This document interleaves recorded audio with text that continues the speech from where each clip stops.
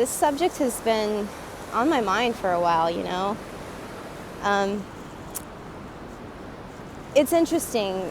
Christopher McCandless is a character that keeps coming up on a soul level for me.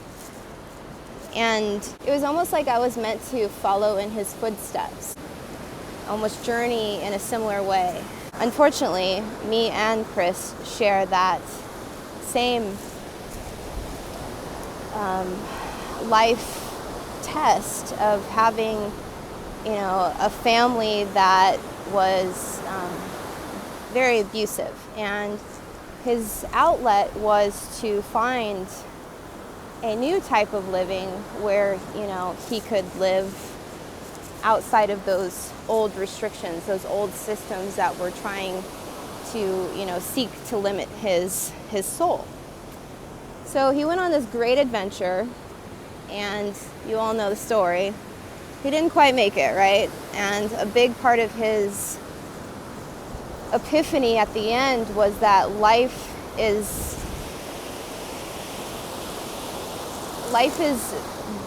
best experienced shared with the ones that you love. And I was so grateful to be able to, like I said, have a similar journey up into the point of, I would say, the bus. For those of you who have been on this journey with me for a long time, you probably watched me in the early years live very, you know, primitively in the forest, and I had a similar awakening that Chris did, and it took me to my very limits. It crushed me on every level to the point where I kind of transcended. I went through a death, a very dark night of my soul. It was like dark years of my soul, I would say. And so as time went on, I decided to relieve my anguish by stepping outside of that limited sphere of wanting to escape society, wanting to escape, the people in my life that were abusive, and running from all of my issues, becoming this escape artist. This was different. It was like I needed to find a way to free myself from that limited perspective that Chris found himself in. He died in a very tragic way, and for those of you who have followed the story, you might think something that, this guy was stupid, or he wasn't all there, or whatever. And for me, I have many opinions myself, but it was very inspiring in the way that he still didn't limit himself. He still believed in his own vision, and then in turn became that visionary for his own life. And even though it led him to his death, and people call that foolish, I feel that for his soul, there was an opportunity for a transcendence. And there was a soul lesson that he earned, I do feel that he evolved through that regardless. So as I was saying, for me, it almost like got to that point, right? That point in the bus where he was starving, he lost total connection with the outside world, and he was done.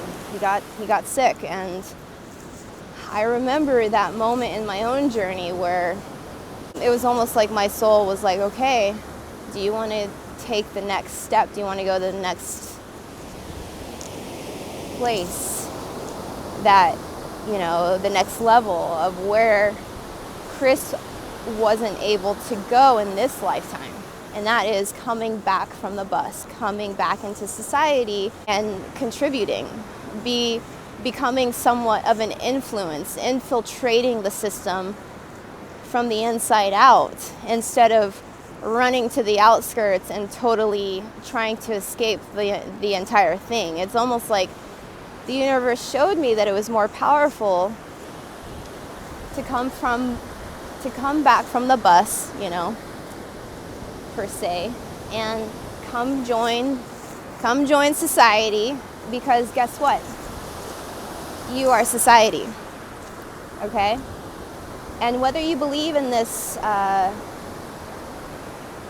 this idea of society or not, it really is that. I feel like it really is just that. It is your experience of what you call this world, and your belief and your idea of what humanity is. It may just be that. Maybe society doesn't exist at all outside of an idea that we have, but either way, we're a part of it.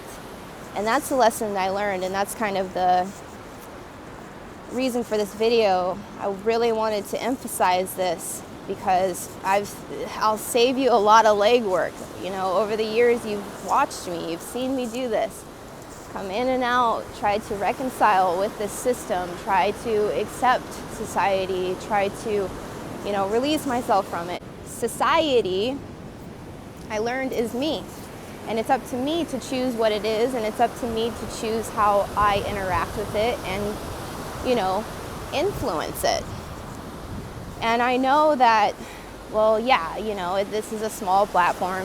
What does it do? Maybe it doesn't do anything. But for my own universe, for my own creation, it's kind of like, okay, there is an outlet for me to at least seed that perspective in the matrix. And for some reason I'm getting those vibes from one of my earliest videos, How to Leave the Matrix. I feel like I'm getting those vibes right now in that video. And I feel like I've kind of come full circle with that whole idea, you know? That whole idea of, okay, well, maybe we don't leave society. We can't leave ourselves. We can't leave the idea of this oneness, this totality, so we might as well work with it. We might as well dive really deep into it, you know, go straight to the root of it and do what we can to help it.